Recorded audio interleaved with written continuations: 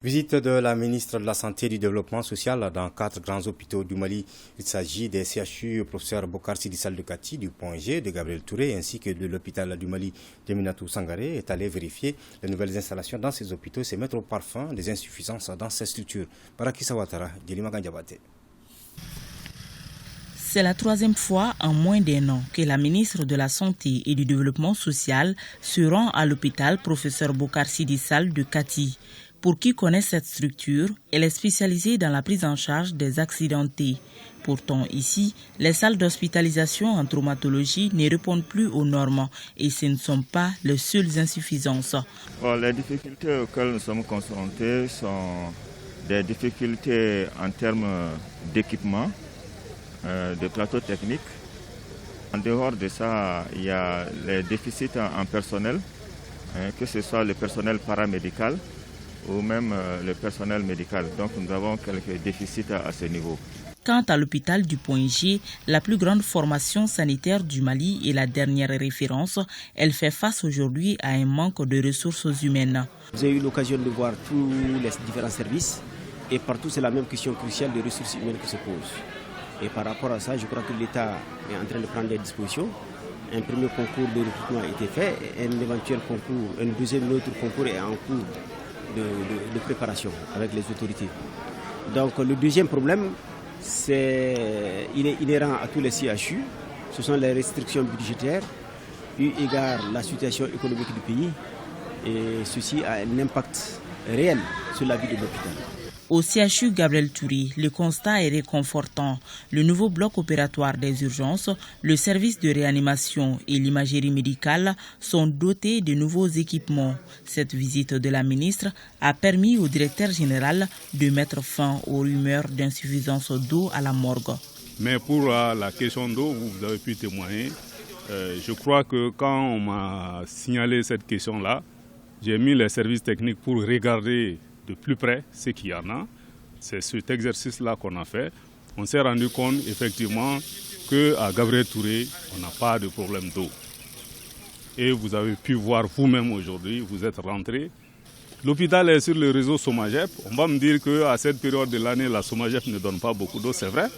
Mais Gabriel Touré a des forages équipés de châteaux qu'on a mis sur l'ensemble du circuit de Gabriel Touré. Donc même si c'était avéré qu'il n'y avait pas d'eau au niveau de la morgue, mais pourquoi ne pas prendre de l'eau à l'intérieur de l'hôpital? Enfin, à l'hôpital du Mali, dernière étape de cette visite, de grands projets sont également en cours.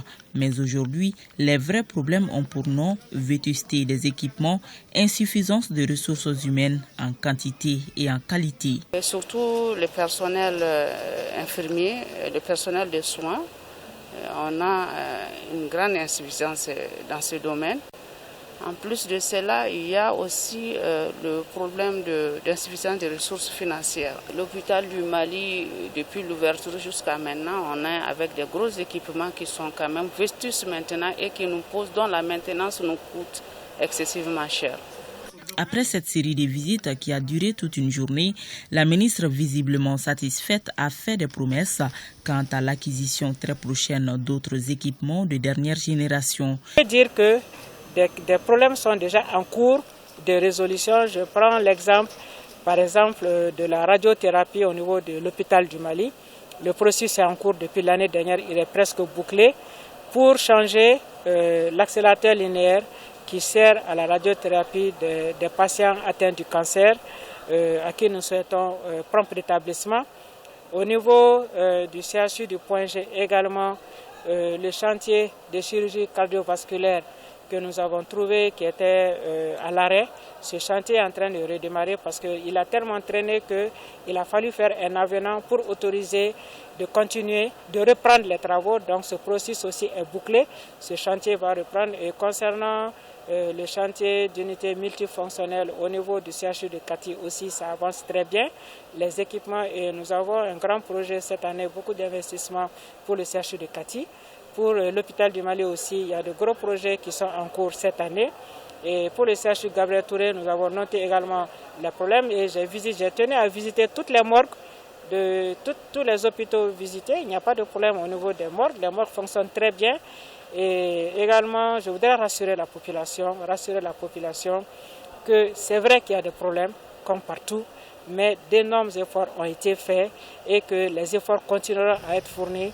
La ministre est également dans la logique de réhabilitation et d'extension de ces hôpitaux afin de les rendre conformes aux normes internationales dans le but de réduire le plus possible les évacuations sanitaires.